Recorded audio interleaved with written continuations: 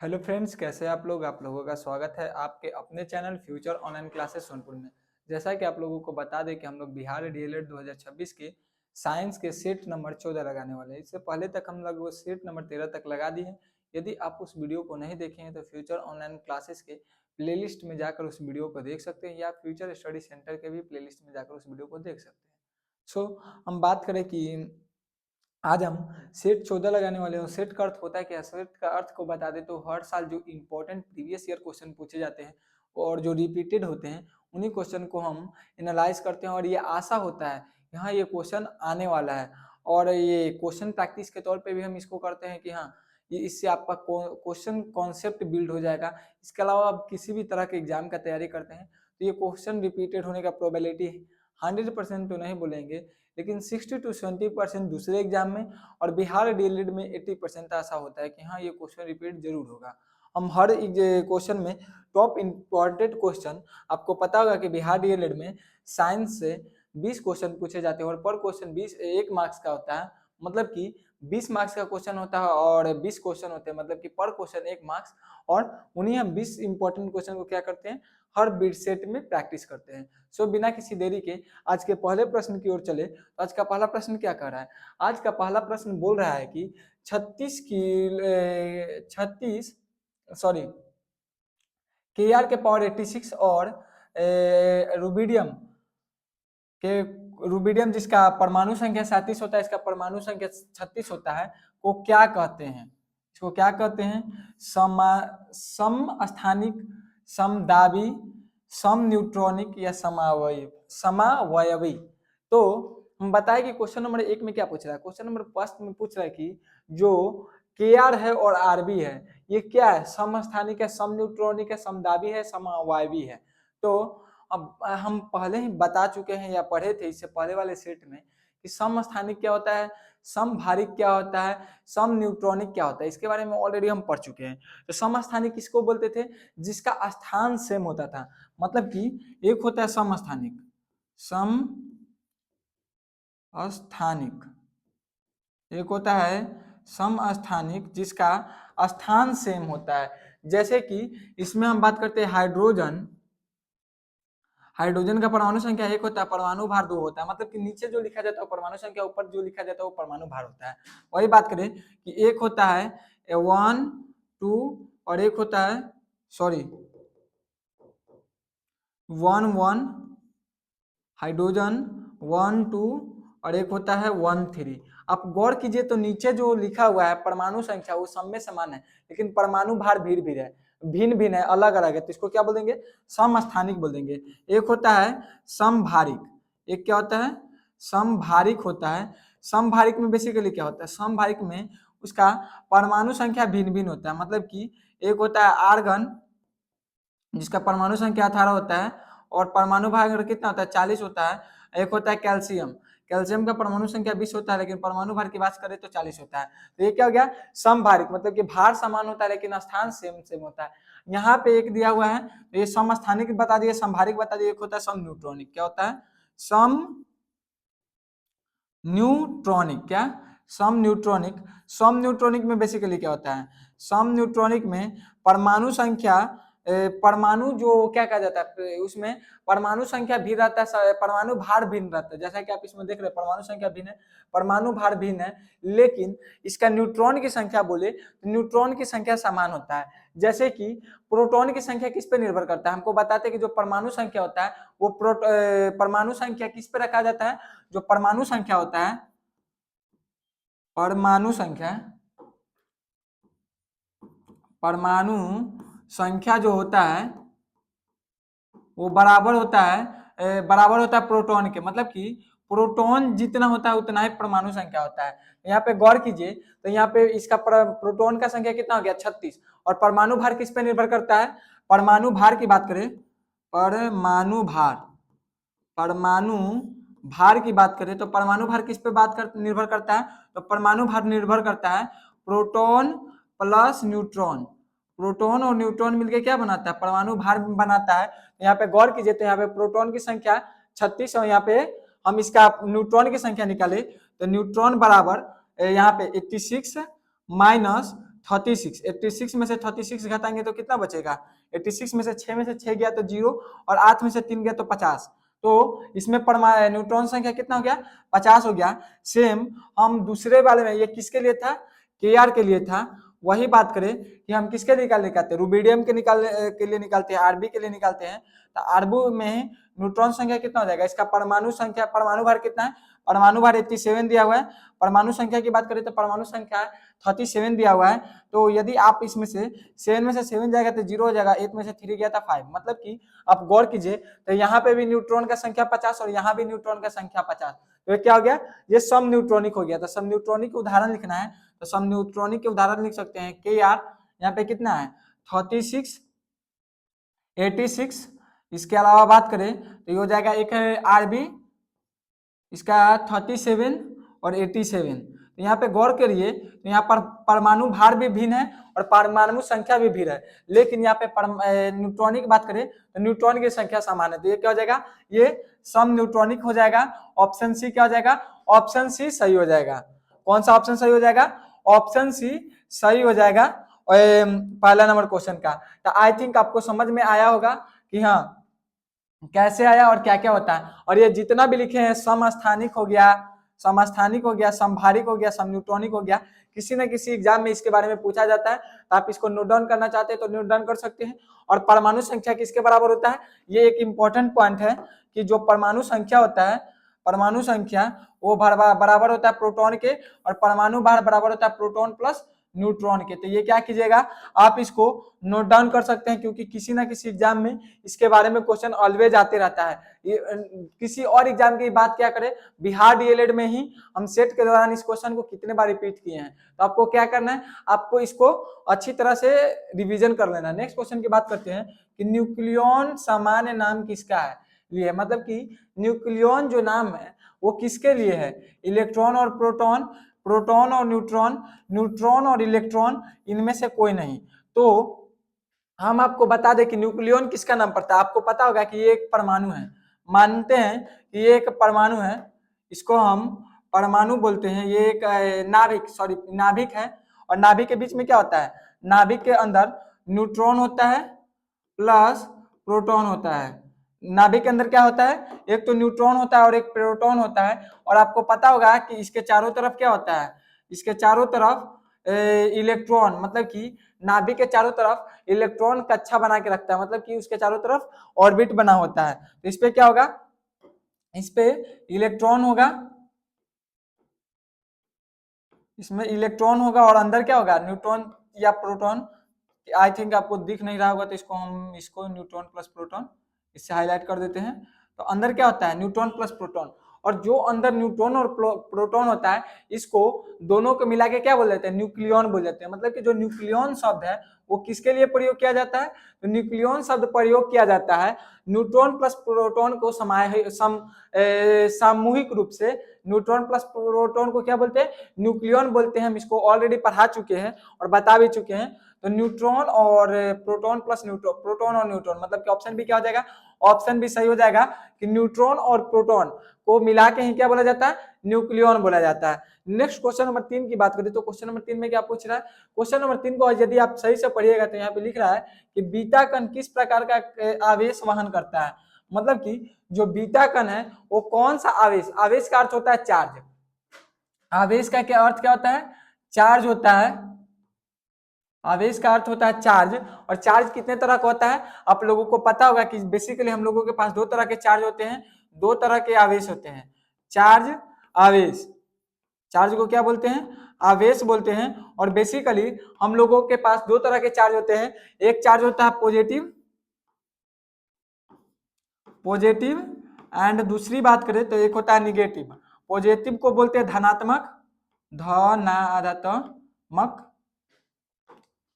धनात्मक बोलते हैं। और इसको बोलते हैं ऋणात्मक। क्या बोलते हैं? ऋणात्मक बोलते हैं, ऋणात्मक। तो हम लोगों के पास बेसिकली कितने तरह के चार्ज है? दो तरह के होते हैं, एक धनात्मक होता है, एक ऋणात्मक होता है। तो वही पूछा है कि जो बीटा कण है वो कौन सा होता है? वो धनात्मक होता है, शून्य आवेश होता है, ऋणात्मक होता है, इनमें से कोई नहीं होता है। तो मतलब कि बीटा कण किसको बोलते हैं? बीटा कण बेसिकली इलेक्ट्रॉन कण को ही बीटा कण बोलते हैं। मतलब कि इलेक्ट्रॉन का जो कण होता है, ELE CTRON, इलेक्ट्रॉन कण को ही क्या बोलते हैं, इलेक्ट्रॉन कण को बीटा कण बोला जाता है। क्या बोलते हैं, बीटा। इसको बीटा का चिन्ह है, क्या बोला जाता है, बीटा कण कहा जाता है। इलेक्ट्रॉन कण को क्या बोलते हैं, बीटा कण कहते हैं। हम बात करें कि इलेक्ट्रॉन कण को बीटा कण कहते हैं, तो इलेक्ट्रॉन पे कौन सा चार्ज होगा, तो आपको पता होगा कि इलेक्ट्रॉन पॉजिटिव होता है, सॉरी इलेक्ट्रॉन निगेटिव होता है, प्रोटॉन पॉजिटिव होता है, और न्यूट्रॉन के पास किसी भी तरह का चार्ज नहीं होता है, मतलब कि इस पर किसी भी तरह का चार्ज नहीं होता है, तो जीरो लिख देते हैं। तो बीटा कण कौन सा है, इलेक्ट्रॉन कण है, जो यहाँ पे लिखे हैं। और यदि ये इलेक्ट्रॉन कण है तो इलेक्ट्रॉन पर कौन सा चार्ज होता है, निगेटिव चार्ज होता है, मतलब कि ऋणात्मक। ऑप्शन बी क्या आ जाएगा, ऑप्शन बी सही हो जाएगा। नेक्स्ट क्वेश्चन की बात करें, क्वेश्चन नंबर 4। तो क्वेश्चन नंबर 4 में क्या पूछा है, क्वेश्चन नंबर 4 में पूछ रहा है कि इलेक्ट्रॉन का द्रव्यमान कितना होता है, मतलब कि इलेक्ट्रॉन का द्रव्यमान कितना होता है, 9.1 इंटू 10⁻⁻28 किग्रा।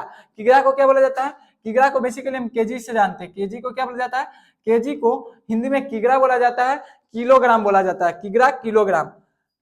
तो 9.10 इंटू 10⁻⁻28 किग्रा, 9.1 इंटू 10⁻28 किग्रा, 9.8 इंटू 10⁻⁻28 ग्राम किग्रा लिखा हुआ है, तो इसको भी केजी लिख देते हैं। एंड देन बात करें तो 9.1 इंटू 10⁻28 किग्रा 28 ग्राम, मतलब कि निम्नलिखित में से कौन सा इलेक्ट्रॉन का द्रव्यमान है। तो हम बात करें इलेक्ट्रॉन का द्रव्यमान का, तो बेसिकली इलेक्ट्रॉन का द्रव्यमान होता है, इलेक्ट्रॉन यहाँ पे हो गया प्रोटॉन, और यहाँ पे हो गया neutron, NUTRON, neutron. Electron proton neutron हो गया। और बेसिकली हम यहाँ पे क्या लिख रहे हैं, यहाँ पे हम इसका मास लिख देते हैं, यहाँ पे इसका मास लिख देते हैं, और यहाँ पे हम इसका क्या लिख देते हैं, चार्ज लिख देते हैं। तो हम बात करें कि इलेक्ट्रॉन पे कितना चार्ज होता है, तो इलेक्ट्रॉन पे बेसिकली चार्ज होता है 9.1 इंटू 10⁻31 kg। 9.1 इंटू 10⁻31 kg क्या होता है, इस पे इलेक्ट्रॉन का मास है। वही बात करें कि प्रोटॉन का कितना होता है, तो प्रोटॉन का होता है 1.6725 इंटू 10⁻⁻27 kg। वही बात करें कि न्यूट्रॉन का कितना होता है, तो 1.6748 इंटू 10⁻⁻27 kg। ये किसका होता है, ये होता है न्यूट्रॉन का। बात करें चार्ज का, तो इलेक्ट्रॉन पे कौन सा चार्ज होता है, अभी पता है, निगेटिव होता है, प्रोटॉन पे पॉजिटिव होता है, और न्यूट्रॉन पे जीरो होता है। आप इसको नोट डाउन कर लीजिएगा, बहुत इंपॉर्टेंट है, किसी ना किसी एग्जाम में पूछा जाएगा। यहाँ पे खुद पूछ लिया कि इलेक्ट्रॉन का द्रव्यमान कितना होता है, तो आप इसमें मिलाइए कि इसमें से कौन सा होगा। तो गौर कीजिए कि किग्रा में दिया, केजी में दिया हुआ है, तो केजी में तो होगा 9.1 इंटू 10⁻⁻31 kg। तो ये दोनों तो गलत ही है, ऑप्शन ए और ऑप्शन बी तो ऐसा ही गलत है। अब बात करते हैं ऑप्शन सी और ऑप्शन डी में। तो इसका चार्ज आपको पता होगा कि इसका चार्ज -31 kg होगा, लेकिन यहाँ पे ग्राम में दिया हुआ है। हम केजी को यदि ग्राम में चेंज करें, तो यहाँ पे केजी को यदि हम ग्राम में चेंज करते हैं, 9.1 इंटू 10⁻⁻31 kg को यदि हम ग्राम में चेंज करेंगे, इसको हम ग्राम में चेंज करना चाहते हैं, क्या करना चाहते हैं, हम इसको ग्राम में चेंज करना चाहते हैं। इसको क्या करेंगे, 1000 से डिवाइड दे देंगे। यदि हम इसको 1000 से डिवाइड देंगे तो क्या होगा, ये ग्राम में चेंज हो जाएगा, और ये ग्राम में चेंज होकर कितना हो जाएगा, 9.1 इंटू 10⁻⁻28 ग्राम। तो option number C, option C क्या हो जाएगा, ऑप्शन सी सही हो जाएगा। इसका चार्ज पॉजिटिव में होगा नहीं, मतलब कि ऑप्शन सी सही हो जाएगा। 9.1 इंटू 10⁻⁻28 ग्राम, तो ग्राम में देता है तो आपको ये लिखना है, और यदि केजी में पूछता है तो ये लिखना है। और यदि आप इसको नोट डाउन करना चाहते हैं तो आप इसको नोट डाउन कर देते हैं, हम इस साइड हो जाते हैं। आप इसको स्क्रीनशॉट ले लीजिए, देन आप इसको नोट डाउन कर लीजिएगा। आई थिंक आप इसको स्क्रीनशॉट ले लिए होंगे। अब हम क्वेश्चन नंबर 5 की बात करते हैं। तो क्वेश्चन नंबर 5 में क्या बोला है, क्वेश्चन नंबर 5 में पूछ रहा है कि सजावटी पौधा है, मतलब कि निम्नलिखित में से कौन सा सजावटी पौधा है, जूट है, साल है, तुलसी है या कैक्टस है, निम्नलिखित में से कौन सा सजावटी पौधा है? तो सजावटी पौधा के क्या अर्थ होता है? सजावटी के पौधा का अर्थ वैसा पौधा जिसको हम सजावट के रूप में प्रयोग करते हैं, जैसे कि गुलाब का फूल हो गया या अलग अलग तरह के फूल हो जाते हैं, गेंदा का फूल हो गया, चमेली का फूल हो गया, जितने भी फूल होते हैं उसको क्या करते हैं हम सजावट के रूप में उपयोग करते हैं, जितना भी अलग अलग चीज को क्या करते हैं सजावट के रूप में उपयोग करते हैं। उसी में से एक होता है कैक्टस, मतलब कि ऑप्शन डी में जो दिया गया कैक्टस। अब कैक्टस भी बहुत सारे घरों में या ऑफिस में या अलग अलग पार्क में भी देखते होंगे कि क्या होता है इसको लगाया जाता है। कैक्टस को सजावट के रूप में उपयोग इसलिए किया जाता है क्योंकि ये इसको कम पानी में भी क्या होता है मतलब कि इसको पानी को कोई खास जरूरत नहीं होता है। और आपको पता होगा कि कैक्टस बेसिकली मरुस्थलीय जगह पर उगता है, और यदि ये मरुस्थलीय जगह पर उगता है तो इसको पानी की भी उतना खास जरूरत नहीं होती है। एंड सेकेंड, इसको कुछ ज्यादा अति नहीं करना है, मतलब कि इसको कुछ ज्यादा देखभाल नहीं करना है, इसलिए इसको उगाया जाता है, कैक्टस को लगाया जाता है। तो आप अलग अलग जगह पर देखते होंगे। नेक्स्ट क्वेश्चन नंबर 6 की बात करते हैं। तो क्वेश्चन नंबर 6 में क्या पूछ रहा है कि औषधीय पौधे हैं, मतलब कि औषधीय पौधे कौन सा है? कपास है, जौ है, नीम है या साल है? निम्नलिखित में से कौन सा औषधीय पौधे है? तो औषधीय पौधे का अर्थ क्या होता है? औषधीय पौधे मतलब कि वैसा पौधा जिसको हम औषधि के रूप में उपयोग करते हैं। तो औषधि के रूप में उपयोग क्या करते हैं? ऑप्शन के अनुसार तो बी और नीम का उपयोग करते हैं। इसके अलावा बात करें तो नीम के अलावा हम तुलसी का उपयोग करते हैं। क्या करें, बात करें तो क्या होता है, तुलसी का उपयोग किसमें करते हैं? तो औषधि के रूप में करते हैं। इसके अलावा बात करें तो अमरबेल, अमरबेल का नाम सुने होंगे आप, जो पेड़ पौधे के ऊपर लतरा हुआ होता है पीला पीला, वो क्या होता है? अमरबेल होता है। वो भी क्या होता है? औषधि के रूप में उपयोग किया जाता है। उसको भी आपको या बात करें कि तुलसी हो गया, अमरबेल हो गया, आदि हो गया, आदि, या हो गया बात करें तो पुदीना, पुदीना जिसको गैस्ट्रिक प्रॉब्लम में उपयोग करते थे। ये सब के सब क्या है? ये सब के सब औषधियां अलग अलग एग्जाम में। या हल्दी, हल्दी, ये सब के सब क्या है? तो ये सब के सब औषधि है। ऐसे क्वेश्चन आ सकते हैं, यदि कोई भी है तो आपको क्या करना है, आसानी से मार देना है। आपको लग रहा होगा कि कोई खास टफ क्वेश्चन पूछा नहीं जाता है। क्वेश्चन नंबर 7 की बात करें, खाद उत्पादक पौधे कौन सा है? मतलब कि निम्नलिखित में से कौन सा खाद उत्पादक? खाद का अर्थ है फर्टिलाइजेशन, मतलब कि वो खाद नहीं समझ लीजिएगा जो खेतों में फेंका जाता है। खाद्य पदार्थ मतलब कि वैसा पदार्थ जिसको अनाज, खाद का अर्थ यहाँ पे अनाज से, किससे है? खाद का अर्थ यहाँ पे अनाज से है। अब खाद का अर्थ वो पोटास, डीएपी वो सब छीटा जाता है, यूरिया उससे नहीं ले लीजिएगा, वो खाद नहीं पूछा जा रहा है। यहाँ पे अनाज वाला खाद को पूछा जा रहा है कि निम्नलिखित में से कौन सा खाद है? मकई है, आंवला है, मेरीगोल्ड है या टीक है? निम्नलिखित में से कौन सा अनाज है? तो अनाज के अंतर्गत क्या आता है? अनाज के अंतर्गत गेहूं आता है, चावल आता है, मकई आता है। अनाज मतलब कि मोटा अनाज, वैसा वैसा खाद के अंतर्गत या अनाज के अंतर्गत वैसे पदार्थ को रखते हैं जो इसको लंबे समय तक स्टोर करके रख सकते हैं, जैसे गेहूं, चावल, मकई हो गया। तो ऑप्शन ए क्या हो जाएगा? ऑप्शन ए मकई सही हो जाएगा। नेक्स्ट क्वेश्चन, क्वेश्चन नंबर 8 की बात करते हैं। तो 8 नंबर क्वेश्चन में क्या पूछ रहा है? कोशिका में राइबोसोम का क्या कार्य है? मतलब कि राइबोसोम का बात पढ़े होंगे कि राइबोसोम होता है वो हमारे कोशिका में क्या बोला जाता है? इंडोप्लाज्मिक रेटिकुलम पर पाया जाता है। कहां पर पाया जाता है?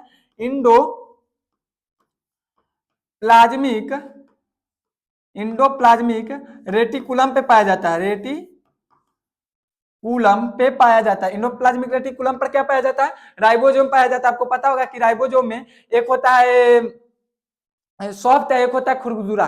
तो खुरदुरा में क्या होता है? राइबोसोम होता है। यहाँ पे यही पूछा है कि राइबोसोम का कार्य क्या है? ये क्या करता है? ऊर्जा पैदा करता है, भिन्न स्त्राव करता है, प्रकाश संश्लेषण करता है या प्रोटीन संश्लेषण में सहायता प्रदान करता है? तो राइबोसोम बेसिकली प्रोटीन को संश्लेषण में सहायता पहुंचाता है और ये एटीएस प्रोटीन बनाता है। मतलब कि एटीएस और 70S प्रोटीन का निर्माण करता है। एटीएस और 70S प्रोटीन का निर्माण करता है। एटीएस यूकैरियोटिक के लिए, एटीएस किसके लिए करता है? Eukaryotic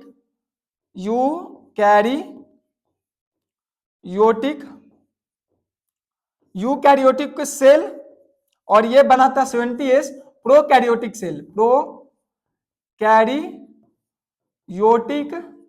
cell. आपको पता होगा कि यूकैरियोटिक प्रोकैरियोटिक क्या होता है? प्रोकैरियोटिक वैसे सेल को बोलते हैं जो पूर्ण रूप से विकसित नहीं होता है, यूकैरियोटिक वैसे सेल को बोलते हैं जो पूर्ण रूप से विकसित होता है। मतलब कि यूकैरियोटिक में कुछ खाया पाया नहीं जाता। और यूकैरियोटिक क्या होता है? जितने भी तरह के बैक्टीरिया होगा, छोटे छोटे कीट हो गए, वो क्या होता है? प्रोकैरियोटिक है। और हम लोगों का जो सेल है वो क्या है?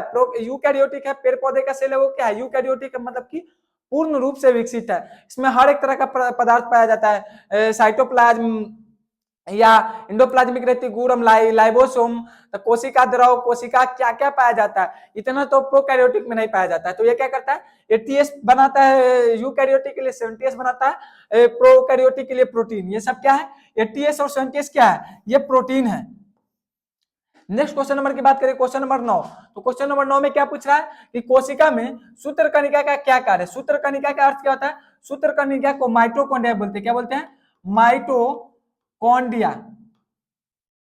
और आप रील में भी सुने होंगे कि mitochondria is a power house of cell. इसके बारे में बहुत बार बोला जाता है कि व्हाट इज माइटोकॉन्ड्रिया, तो mitochondria is power house of cell. आप रील्स में भी देखे होंगे या स्कूल में तो सबसे पहले माइटोकॉन्ड्रिया को इसी से डिफाइन किया जाता है। तो कोशिका में सूत्रकणिका मतलब कि माइटोकॉन्ड्रिया का क्या कार्य है, ऊर्जा पैदा करना, प्रकाश संश्लेषण करना, प्रोटीन संश्लेषण में सहायता करना या भिन्न स्त्राव करना। तो प्रोटीन संश्लेषण का कार्य तो राइबोसोम करता है, लेकिन ऊर्जा पैदा कर रहा है जो अभी हम डिफिनीशन बताएं कि mitochondria is a power house of cell, मतलब कि ऊर्जा को पैदा करने का काम कौन करता है, तो माइटोकॉन्ड्रिया ही करता है। और एक और बात जो क्वेश्चन में पूछ लेता है कि माइटोकॉन्ड्रिया के पास में भी एक राइबोसोम होता है 70S वाला, और ये मतलब कि 70S बेसिकली प्रोआथी में पाया जाता है। 70S राइबोसोम तो बेसिकली हम अभी बताए कि प्रोकैरियोटिक सेल में पाया जाता है, लेकिन माइटोकॉन्ड्रिया हमेशा काम करते रहता है और हमेशा इसको ऊर्जा बनाना है, और ऊर्जा बना के समय पैदा करने के बाद समय डिस्ट्रीब्यूट करना है ऊर्जा को। तो इसके पास हमेशा ऊर्जा चाहिए, मतलब कि इसको हमेशा प्रोटीन चाहिए, क्योंकि और ये जो प्रोटीन बनाता है राइबोसोम वो सबको बेसिकली बराबर देता है। ये तो क्या करता है, खुद के लिए 70S स्पेशल रखता है। और ये क्वेश्चन एसएससी में पूछा गया था। ये जो क्वेश्चन है, यहाँ कौन सा सेल है जिसके पास 70S अथी रखता है, 70S राइबोसोम रखता है, 70S प्रोटीन वाला राइबोसोम रखता है, तो वो होता है माइटोकॉन्ड्रिया, जो एसएससी में पूछा गया क्वेश्चन है। किसमें पूछा गया है, एसएससी सीजीएल में। नेक्स्ट क्वेश्चन की बात करें, क्वेश्चन नंबर 10। तो क्वेश्चन नंबर 10 में क्या पूछ रहा है, निषेचन की क्रिया कहाँ होती है। ये भी क्वेश्चन बहुत बार रिपीटेड हो चुका है कि निषेचन की क्रिया कहाँ होती है। योनि मार्ग में होती है, गर्भाशय में होता है, अंडवाहिनी में होता है, अंडपिंड में होता है। तो हम बहुत बार बता चुके, जो निषेचन होता है वो अंडवाहिनी में होता है, और वो कहाँ होता है, फिलोपियन ट्यूब में होता है। फिलोपियन ट्यूब में स्पर्म जाके क्या होता है, अंडाणु से मतलब कि अंडवाहिनी से क्या होता है, निषेचन करता है, और वहां पे क्या होता है, फिलोपियन ट्यूब में जाइगोट का निर्माण होता है। किसका होता है, जाइगोट का निर्माण होता है। और जाइगोट के निर्माण होने के बाद क्या होता है, वो फिलोपियन ट्यूब के माध्यम से हमारे यहाँ पे आता है, फिलोपियन ट्यूब से गर्भाशय में आता है।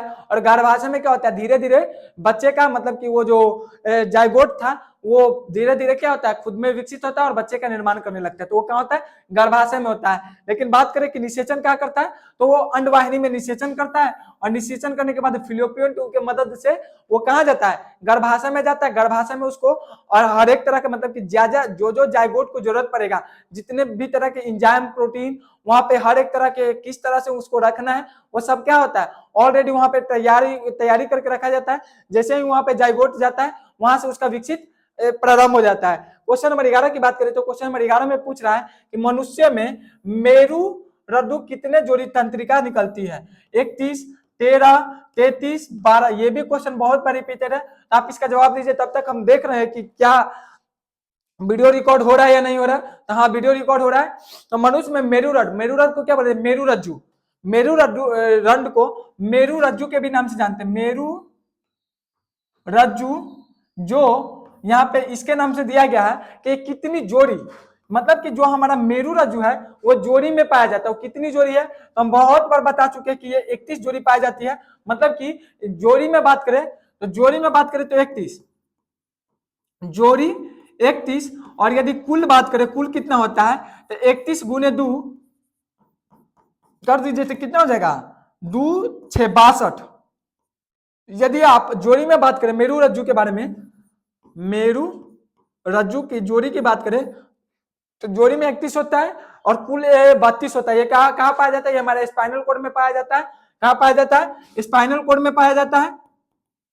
और ये हमारे मतलब कि ब्रेन का ही एक मानिए कि पार्ट की तरह कार्य करता है। जो हमारे बैक क्या हो जाता है, हमारे ब्रेन के 3 पार्ट होता है, फोर ब्रेन, मिड ब्रेन और हिंड ब्रेन। तो किससे निकलता है, हिड ब्रेन से निकलता है, पश्च मस्तिष्क से निकलता है, अग्र मस्तिष्क, मध्य मस्तिष्क, पश्च मस्तिष्क, जिसको हिंदी में हिड ब्रेन बोलते हैं। तो ये क्या होता है, हिड ब्रेन से निकलता है और वो क्या करता है, हमारे स्पाइनल कोड मतलब कि रीढ़ की हड्डी के माध्यम से हमारे पूरे बॉडी में फैला रहता है। और आप मानिए कि किसी भी चीज को छूते हैं और आपको गर्म, मतलब कि आप किसी चीज को छुए और मानिए वो गर्म है, मानिए कि ये चीज गर्म है, हम इसको छुआ और हाथ हट जाता है, कैसे हट जाता है? ये काम बेसिकली मेरुरज्जु स्पाइनल कोड का होता है। मतलब कि हमारा ब्रेन हर एक कार्य को करने के लिए वो हमेशा एक्टिव नहीं रहता है, वो कुछ काम स्पाइनल कोड के भरोसे भी छोड़ देता है। क्वेश्चन नंबर 12 की बात करें तो क्वेश्चन नंबर 12 में क्या पूछ रहा है कि तंत्रिका तंत्र की रचनात्मक तथा क्रियात्मक इकाई क्या है? ये भी सेल से, मतलब कि आप गौर कीजिए तो बिहार डीएलएड में सेल से बहुत ज्यादा क्वेश्चन पूछा गया है। ये भी क्वेश्चन सेल से, इससे पहले हम 3 क्वेश्चन और सेल से लगा चुके हैं और ये भी उसी का पार्ट है कि तंत्रिका तंत्र की रचनात्मक तथा क्रियात्मक इकाई क्या है? प्रमस्तिष्क, मेरुरड, स्नायु और न्यूरॉन। आप न्यूरॉन के बारे में जानते होंगे कि न्यूरॉन क्या है? तो न्यूरॉन जो है वो हमारा जो तंत्रिका तंत्र है, तंत्रिका तंत्र मतलब कि नर्वस सिस्टम, तंत्रिका तंत्र को इंग्लिश में क्या बोलते हैं? नर्वस सिस्टम बोलते हैं, नर्वस सिस्टम, नर्वस सिस्टम। और नर्वस सिस्टम का ही एक भाग है न्यूरॉन। मतलब कि जिस तरह से हमारा जो टिश्यू बनता है वो टिश्यू किसके माध्यम से बनता है? टिश्यू बनता है सेल से, मतलब कि सेल मिल मिल के टिश्यू का निर्माण करता है। उसी तरह से जो हमारा नर्वस सिस्टम है वो न्यूरॉन से मिल मिल के बनता है और न्यूरॉन में अलग अलग तरह के पार्ट होते हैं। उतना हमको डिफरेंस से नहीं समझना है, मतलब कि समझना है। अभी क्वेश्चन में हम प्रैक्टिस कर रहे हैं तो उतना भी नहीं जाएंगे, लेकिन हाँ एग्जाम में जो जो बेसिकली पूछे गए हैं, जैसे कि हम कुछ क्वेश्चन एसएससी के बहुत बार बता चुके हैं, आगे बता के निकल जाते हैं, तो आपको उस पर गौर करना है। हर एक क्वेश्चन जो यहाँ पे लगा रहे हैं अलग अलग एग्जाम में पूछे जाते हैं। जरूरी नहीं है कि हाँ ये तो जो लगा रहा है वो बिहार डीएलएड में ही है, लेकिन बिहार डीएलएड के अलावा भी ग्रुप डी का एग्जाम देते हैं आप, रेलवे का या बैंक का एग्जाम देते हैं आप। यदि इसका हमारे पूरे क्वेश्चन प्रैक्टिस को लगा कर जाते हैं तो आप देखिएगा तो क्वेश्चन बहुत सारा होगा कि हाँ यही क्वेश्चन आ गया है, और वहां पे भी रिपीटेड ही रहता है। मतलब कि कोई अलग से क्वेश्चन नहीं आता साइंस का, लगभग हर जगह पे सेम ही आता है। ये होता है कि कहीं न्यूमेरिकल से ज्यादा क्वेश्चन पूछ लेता है तो कहीं थ्योरी से ज्यादा पूछ लेता है। हमारा यहाँ थ्योरी से पूछ रहा है और रेलवे में ज्यादा न्यूमेरिकल्स पूछता है। नेक्स्ट क्वेश्चन की बात करते हैं, प्रतिवर्तित क्रिया का संचालन केंद्र कहाँ है? मतलब कि जो हमारा प्रतिवर्तित क्रिया है उसका संचालन केंद्र कहाँ है? मेरुदंड, तंत्रिका तंत्र, अनुमस्तिष्क, प्रमस्तिष्क। मतलब कि जो हमारा प्रतिवर्तित क्रिया मतलब कि प्रतिवर्तित क्रिया का अर्थ क्या हो जाता है कि हमारे बॉडी में कोई भी कार्य, आप मानिए कि किसी भी चीज को दिए तो मतलब कि प्रतिवर्तित, मतलब कि आप किसी चीज को, किसी को कुछ बोले और वो उसका प्रतिवर्तित उस काम को किया, वो कौन करता है? तो अभी हम बताए थे, कुछ देर पहले ही हम बताए हैं कि इस कार्य को, मतलब कि ब्रेन के हेल्प कौन करता है? Spinal cord. और स्पाइनल कोड को यहाँ पे क्या दे रहा है? मेरुरड से दे रहा है। मतलब कि ऑप्शन ए क्या हो जाएगा? ऑप्शन ए मेरुरड सही हो जाएगा। प्रतिवर्तित क्रिया का अर्थ क्या हुआ? अभी बता कि कोई चीज ये गर्म है, हम इसको छुए, हमको गर्म लगा तो हम हाथ हटा लिए, तो ये प्रतिवर्तित क्रिया। छुए, गर्म लगा और खींच लेना, हाथ को खींच लेना, तो ये क्या होगा? प्रतिवर्तित क्रिया, अचानक में क्रिया हुआ। तो इस क्रिया को करने में जो हमारा मदद कौन करता है? तो इसमें ब्रेन का किसी भी तरह का हाथ नहीं होता है। इसमें जो हाथ होता है वो हमारा स्पाइनल कोड मेरुरड का ही होता है। मेरुदंड, जिसको मेरुरज्जु भी बोलते हैं। नेक्स्ट क्वेश्चन की बात करें तो क्वेश्चन नंबर 14 की बोल रहा है, निम्नलिखित में से किसका वानस्पतिक उत्पादन उसके तने से होता है? मतलब कि निम्नलिखित में से किसका वानस्पतिक उत्पादन उसके तने से होता है? और ये भी क्वेश्चन रिपीटेड है, इससे पहले भी ये क्वेश्चन पूछा गया था। चीकू, आलू, ब्रायोफाइलम या मीठा आलू। तो उस वक्त हम आलू को बताए थे कि जड़ का, आलू जड़ का भाग नहीं है, आलू तने का भाग है। आलू किसका भाग है? आलू तने का भाग है। और इससे पहले जो क्वेश्चन आया था उसमें ऑप्शन में दिया था अदरक। क्या था? अदरक। तो अदरक भी जो है वो भी तना का ही भाग है। अदरक भी किसका भाग है? तो तना का ही भाग है। तो ये क्वेश्चन इससे पहले जो बार आया था तो ऑप्शन में अदरक दिया था, तो अदरक भी जो है वो तना का भाग है और आलू भी है वो तना का भाग है। मतलब कि जब आप आलू का खेती करते हैं तो वो उसका जो जड़ होता है ना वो नीचे धीरे धीरे फैल जाता है और मतलब कि उसका जो तना ही फैल के आलू का रूप ले लेता है। मतलब कि जो आलू है वो तना का भाग है, अदरक भी है वो भी तना का भाग है। ये सब जड़ का भाग नहीं है। जिस तरह से गाजर मूली जड़ का भाग है, ये उस तरह से नहीं है। चीकू की बात कर ले, मीठा आलू की बात कर ले, ये सब जड़ है, मतलब कि जड़ से बनता है। लेकिन अदरक हो गया, आलू हो गया, ये सब क्या है? तना है। नेक्स्ट क्वेश्चन की बात करते हैं, जो जमीन के अंदर जाके विकसित करता है। क्वेश्चन नंबर 15, कोशिका में द्रव के आने जाने का नियंत्रण कौन करता है। देखिए फिर कोशिका से ही क्वेश्चन पूछा गया, इतना ज्यादा आज क्वेश्चन से कोशिका से रिपीटेड हो रहा है। आने जाने का नियंत्रण कौन करता है, मतलब कि कोशिका के अंदर किसी चीज को आने जाने का नियंत्रण कौन करता है। यह क्वेश्चन हम कल एक एग्जाम्पल के रूप में इसी क्वेश्चन को समझाते हैं कि केंद्रक होगा, कोशिका द्रव होगा, कोशिका झिल्ली होगा, इसको पहले समझाते हैं। तो यहाँ पे क्या है, किसी चीज को आने जाने का नियंत्रण बेसिकली कोशिका झिल्ली करता है। मतलब कि कोशिका झिल्ली का बेसिकली कार्य क्या है, कोशिका झिल्ली का कार्य है हमारा जो सेल है उस सेल में कौन कौन सा इंपॉर्टेंट पदार्थ है, मतलब कि हमारे सेल के लिए क्या क्या जरूरत है, मानिए कि प्रोटीन जरूरत है या अलग अलग तरह के न्यूट्रिएंट्स विटामिन जरूरत है, तो वो उसको अंदर आने देगा। लेकिन मानिए कि कोई ऐसा पदार्थ है जो हमारे सेल के लिए जरूरत नहीं, वो हमको हानि पहुंचा सकता है, तो वो उसको क्या करेगा, वो उसको आने नहीं देगा, वो उसको रोक देगा। तो ये क्या करता है, छन्नी की तरह काम करता है। जैसे कि हम एक चाय की छन्नी होता है, वो क्या करता है, चाय की छन्नी से आप चाय जब छानते हैं तो चाय नीचे आ जाता है और उसका पत्ती, अदरक या जितना कुछ आप डाले हैं, लौंग इलायची डाले हैं, तो वो सब क्या होता है, ऊपर ही रह जाता है। क्यों रह जाता है, तो वो हमारे लिए जरूरत नहीं है। सेम यही काम छन्नी की तरह कोशिका झिल्ली करता है। झिल्ली से आपको पता ही चल रहा होगा कि इसमें छिद्र कितना होगा, तो कोशिका झिल्ली भी सेम करता है। वो भी क्या करता है, जो हमारे सेल के लिए इंपॉर्टेंट पदार्थ होता है उसको आने देता है और जो अवांछनीय पदार्थ होता है उसको रोक देता है। नेक्स्ट क्वेश्चन नंबर 16 की बात करें तो क्वेश्चन नंबर 16 में पूछ रहा है कि राइबोसोम किसका सतह पर होती है। इस क्वेश्चन को अभी जस्ट बताए हैं, मतलब कि कोशिका से अभी इतना क्वेश्चन आ रहा है, आप देख सकते हैं, कोशिका झिल्ली, वैक्यूल, एंडोप्लाज्मिक रेटिकुलम, सूत्रकणिका। तो अभी हम बताएं कि राइबोसोम कहां पाया जाता है, एंडोप्लाज्मिक रेटिकुलम पर पाया जाता है। देखिए यहाँ पे बताए थे, यहाँ पे बताएं कि जो है वो कहां पाया जाता है, एंडोप्लाज्मिक रेटिकुलम पर पाया जाता है। और इसका कार्य क्या है, तो प्रोटीन का संश्लेषण करना। प्रोटीन दो तरह के होते हैं, एक 20S एक 80S। सो आपको समझ में आया होगा। नेक्स्ट क्वेश्चन नंबर 17 की बात करें तो मस्तिष्क का कौन सा भाग श्वसन और रक्त संचालन की क्रिया का नियंत्रण करता है। मतलब कि हमारे मस्तिष्क का कौन सा भाग है जो हमारे रक्त का संचालन और श्वसन का क्रिया को नियंत्रण करता है। प्रमस्तिष्क हो गया, अनुमस्तिष्क हो गया, क्रूरा सेरेब्री हो गया, या मेडुला ऑब्लंगेंटा हो गया। तो हमारे शरीर में श्वसन को या ब्लड सर्कुलेशन को या हमारे हार्ट बीट को कंट्रोल करने का काम मेडुला ऑब्लंगेंटा का होता है। किसका होता है, मेडुला ऑब्लंगेंटा का होता है। और मेडुला ऑब्लंगेंटा बेसिकली पाया कहाँ जाता है, तो यह हमारे हिड ब्रेन में पाया जाता है। कहाँ पाया जाता है, हिड ब्रेन में पाया जाता है। हिड ब्रेन का अर्थ अभी बताए हैं कि हमारे ब्रेन को 3 भागों में बताया गया है, fore brain, mid brain, hind brain, प्रमस्तिष्क, मध्य मस्तिष्क और पश्च मस्तिष्क। तो हिड ब्रेन को क्या बोलते हैं, पश्च मस्तिष्क बोलते हैं, पश्च मस्तिष्क। इसको क्या बोलते हैं, पश्च मस्तिष्क,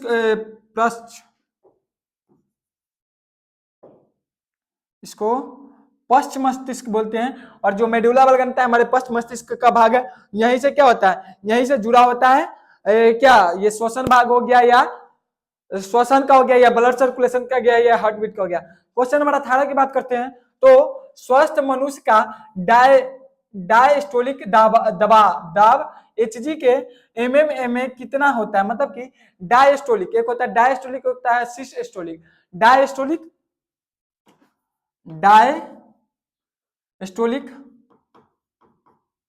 डायस्टोलिक एक होता है सिस्टोलिक।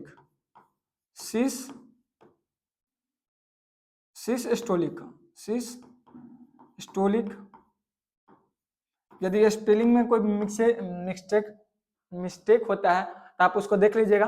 तो डायस्टोलिक कितना होता है, डायस्टोलिक बेसिकली होता है 80 mmHg।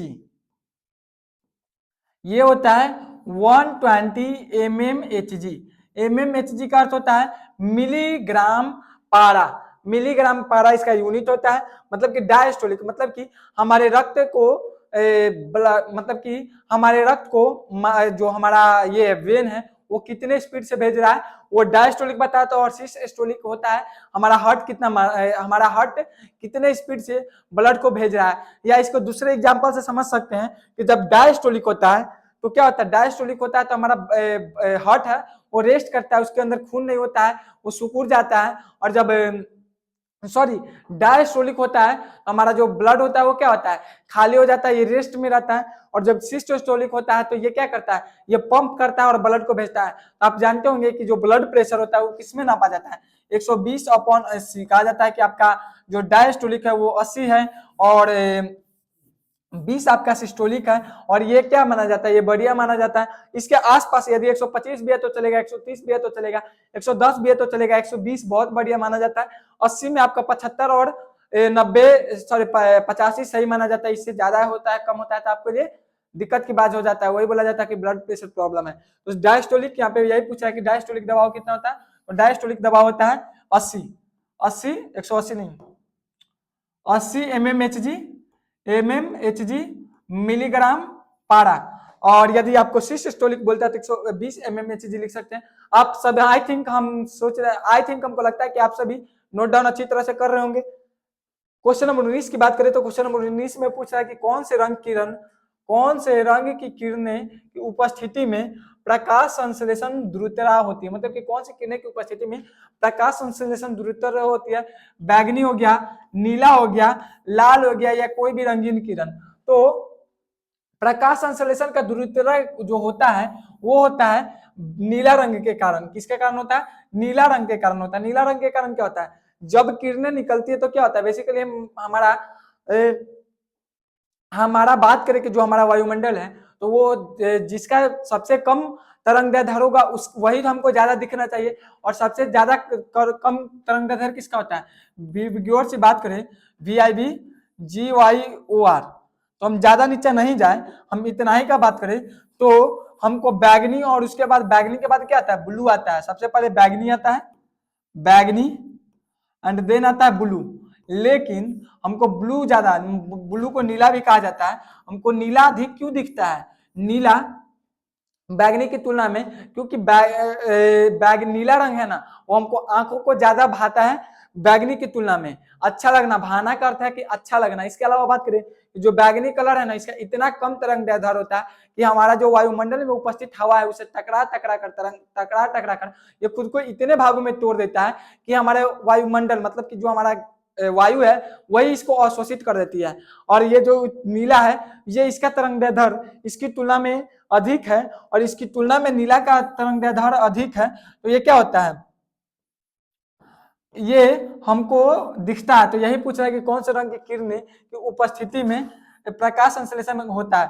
आज के लास्ट प्रश्न क्वेश्चन नंबर 20 की ओर चलते हैं। तो आज का लास्ट प्रश्न में ये कह रहा है कि कौन सी उपकरण विद्युत ऊर्जा को यांत्रिक ऊर्जा में रूपांतरित करती है। ये भी बहुत रिपीटेड क्वेश्चन है और बहुत ही इजी क्वेश्चन है।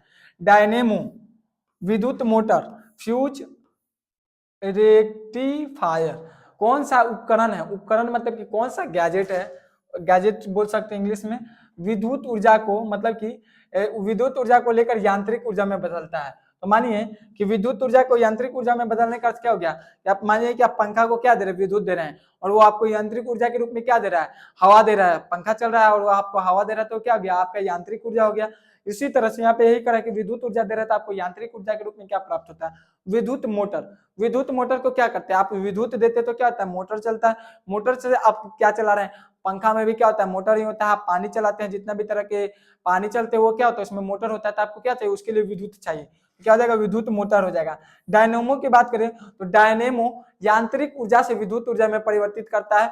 आपको पता होगा कि डायनेमो किस संयंत्र पर काम करते हैं, मतलब कि डायनेमो मानिए कि किसी नदी के किनारे या किसी झरने के किनारे या किसी समुद्र के किनारे रख दिया जाता है। जैसे ही झरने से पानी गिरता है तो क्या होता है, धीरे धीरे पंखी घूमता है और पंखी घूमता है तो डायनेमो भी घूमता है। डायनेमो घूमता है तो वो क्या था, यांत्रिक ऊर्जा को विद्युत के रूप में परिवर्तित करता है। आई थिंक आपको अच्छी तरह से समझ में आया होगा, हम आपको अच्छी तरह से समझा पाए होंगे। यदि हम आपको समझाने में अच्छी तरह से समझा पाए होंगे तो आप बताए कि हाँ कि कितने अच्छी तरह से समझा पाए। हम कहीं पे गलती है, गलत से मतलब कि सही तरीका से नहीं समझा पा रहे हैं, एक्सप्लेनेशन में कहीं प्रॉब्लम हो रहा है, आपको समझने में कहीं प्रॉब्लम हो रहा है या हमको कहीं समझाने में प्रॉब्लम हो रहा है तो आप इसको बता सकते हैं, छोटे भाई समझ मतलब कि भाई समझ के। सो आज के लिए इतना ही। आज हम बेसिकली क्या किए, बिहार डीएलएड के साइंस के सेट नंबर 14 को लगाए। यदि आपको ये वीडियो अच्छा लगा होगा लाइक करें, शेयर करें और हाँ हम जैसा कि हर वीडियो में बताते हैं कि आप कितना स्कोर किए 20 में, ये भी आपको क्या करना है, कमेंट बॉक्स में बताना है। अपने फीडबैक को जरूर देखना है, यदि आप लास्ट तक वीडियो देखे हैं तो इतना जरूर करके जाएं। Then thank you. हंसते रहें, मुस्कुराते रहें और पढ़ते रहें, क्योंकि हंसने और मुस्कुराने से तो काम चलेगा नहीं, पढ़ना भी जरूरी है।